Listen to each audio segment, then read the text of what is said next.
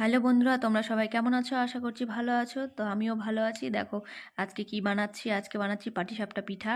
তো কালকে গতকালকে আমরা পিঠা বানাই, তো আজকে খাই। তো কালকে বানিয়েছিলাম পাটিসাপটা পিঠা, আর বাকি অনেক পিঠাই বানিয়েছিলাম, সাজের পিঠা।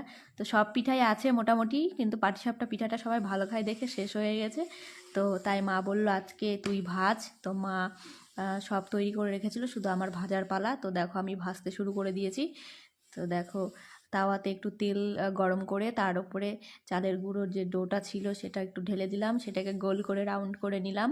রাউন্ড শেপ করে নিয়ে যে ক্ষীরটা বানানো ছিল সেই ক্ষীরটা মাঝ বরাবর দিয়ে তারপর দেখো রোল রোল করে নিলাম। আমার তৈরি হয়ে গেল পিঠে। তো দেখো আজকে কিন্তু আমার দায়িত্ব পড়েছে পিঠে করার, তাই আমাকেই বানাতে হবে। তো দেখো ফার্স্ট টাইম এরকম করে আমি পিঠে বানাচ্ছি, মায়ের থেকেই শিখেছি। তো দেখো আমার পিঠে বানানো হয়ে গেছে। তোমরা সবাই এসো খাবে। এবার আমার খাবার পালা, দেখছি কেমন হয় খেয়ে।